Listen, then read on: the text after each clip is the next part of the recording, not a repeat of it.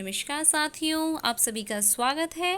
आज की इस वीडियो में हम हिंदी व्याकरण के बहुत ही महत्वपूर्ण टॉपिक संज्ञा यानी कि नाउन और उससे जुड़ी तथ्यों के बारे में जानेंगे। तो आइए शुरू करते हैं। संज्ञा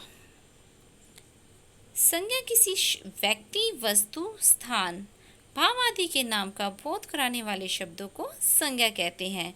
दोस्तों, ये परिभाषा आपको हिंदी व्याकरण की लगभग सभी पुस्तकों में बड़ी ही आसानी से मिल जाएगी, मगर यहाँ सबसे महत्वपूर्ण है इसे समझना। तो कि मतलब संज्ञा है क्या? संज्ञा मतलब किसी व्यक्ति, वस्तु, स्थान या भाव का नाम ही संज्ञा है। इन्हें कुछ एग्जाम्पल के थ्रू समझेंगे। श्याम खाना खा रहा है। श्याम व्यक्ति का नाम है। अमरूद में मिठास है। अमरूद फल का नाम है। घोड़ा दौड़ रहा है। घोड़ा एक पशु का नाम है। तो दोस्तों, आपने देखा है इन पंक्तियों में श्याम, अमरूद, घोड़ा, ये सब किसी व्यक्ति, फल, पशु के नाम हैं। इन्हीं नामों को ही संज्ञा कहते हैं। इसके 3 भेद हैं: व्यक्तिवाचक संज्ञा, जातिवाचक संज्ञा और भाववाचक संज्ञा। इन्हें एक एक करके समझेंगे। सबसे पहला है व्यक्तिवाचक संज्ञा, मतलब प्रॉपर नाउन। वह शब्द जो किसी एक व्यक्ति, वस्तु, स्थान आदि का बोध करवाता है, उसे ही व्यक्तिवाचक संज्ञा कहते हैं। जैसे राम, श्याम, ये इसी विशेष व्यक्ति या वस्तु के लिए प्रयोग किए जाते हैं। ये ऐसे नाम होते हैं जिनका प्रयोग किसी दूसरे के लिए नहीं किया जा सकता। जैसे दिल्ली, दिल्ली किसी और शहर को नहीं कह सकते हैं। जैसे कि आगरा, आगरा किसी और शहर को नहीं कह सकते हैं। ऐसे शब्दों को ही व्यक्तिवाचक संज्ञा कहते हैं। दूसरा है जातिवाचक संज्ञा, मतलब कॉमन नाउन। जो शब्द संज्ञा की किसी जाति का बोध करवाता है, वह जातिवाचक संज्ञा कहलाता है। जैसे लड़का, लड़की, पर्वत, नदी आदि। तो साथियों, ये ऐसे शब्द होते हैं जो किसी एक विशेष व्यक्ति, वस्तु, स्थान का बोध नहीं कराते, बल्कि संपूर्ण जाति का बोध कराते हैं। जैसे लड़का, लड़का शब्द का प्रयोग किसी भी लड़के के लिए किया जा सकता है। इसी प्रकार नदी, पर्वत, ये ऐसे शब्द हैं जो किसी भी नदी या पर्वत के लिए प्रयोग किए जा सकते हैं। तीसरा है भाववाचक संज्ञा, मतलब एब्स्ट्रैक्ट नाउन। जिन संज्ञा शब्दों से पदार्थों की अवस्था, गुण, दोष, धर्म, दशा आदि का बोध हो, वह भाववाचक संज्ञा कहलाता है। जैसे बुढ़ापा, बुढ़ापा जीवन की एक अवस्था है। मिठास, मिठास मिठाई का एक गुण है। क्रोध, हर्ष, ये भाव या दशा है। यौवन स्त्री की एक दशा है। तो साथियों, इसमें सबसे महत्वपूर्ण बात ये है कि ऐसे शब्द होते हैं कि जिन्हें आप स्पर्श नहीं कर सकते। इनकी पहचानने का सबसे आसान तरीका यही है कि ऐसे शब्द हैं जिन्हें आप स्पर्श नहीं कर सकते, केवल अनुभव कर सकते हो, फील कर सकते हो। ऐसे शब्दों को ही भाववाचक संज्ञा कहते हैं।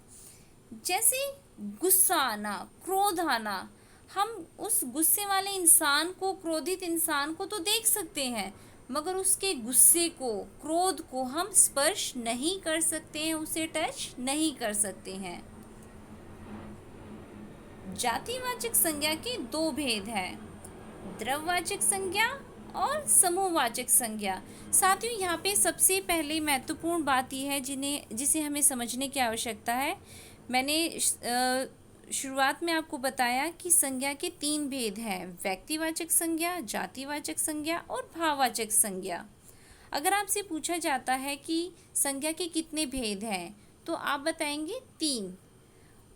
और अगर प्रश्न पूछा जाता है कि संज्ञा के कुल कितने भेद हैं, तो आप बताएंगे 5।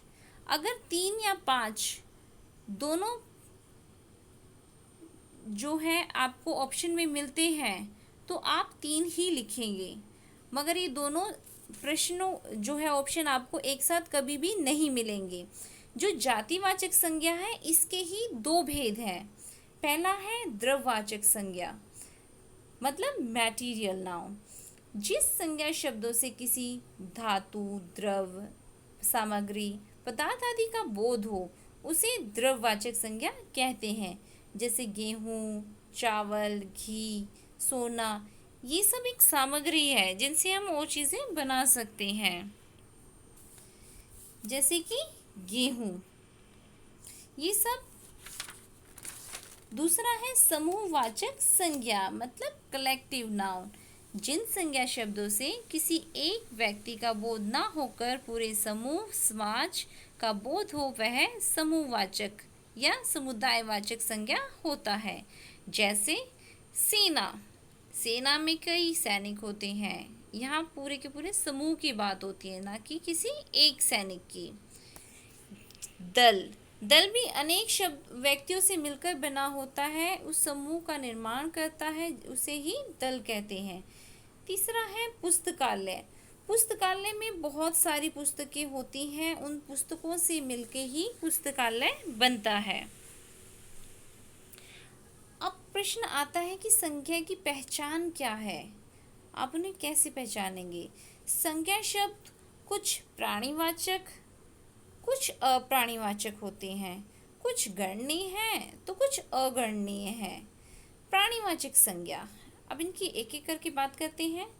वह शब्द जो प्राणीवाचक, वह शब्द जिसे किसी सजीव वस्तु का बोध हो, जिसमें लाइफ हो, जान हो, उन्हें प्राणीवाचक संज्ञा कहते हैं। जैसे लड़का, गाय, हाथी, इन सब में प्राण है तो इन्हें प्राणीवाचक संज्ञा कहते हैं। दूसरा है अप्राणीवाचक संज्ञा, जिस वस्तु में प्राण ना हो वह प्राणीवाचक संज्ञा है।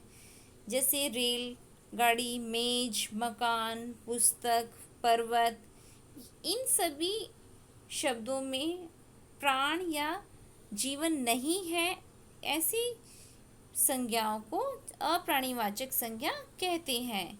जैसे कि पुस्तक, ये एक निर्जीव वस्तु है। तीसरा गणनीय संज्ञा, मतलब जिसे गिना जा सकता है, जिसकी संख्या ज्ञात की जा सकती है, ऐसी शब्दों को ही गणनीय संज्ञा कहा जा सकता है। जैसे लड़का, पुस्तक, भवन, गाय, हम इन्हें एक एक करके गिन सकते हैं, काउंट कर सकते हैं। चौथा है अगणनीय संज्ञा, जिस व्यक्ति, वस्तु, पदार्थ आदि की गणना नहीं की जा सकती, जिसकी संख्या नहीं बताई जा सकती, जिसे गिना नहीं जा सकता है, वह अगणनीय संज्ञा कहलाएगा। जैसे कि दूध, पानी, हवा, मित्रता, ये ऐसे शब्द हैं जिसे आप गिन नहीं सकते, संख्या नहीं बता सकते इनकी।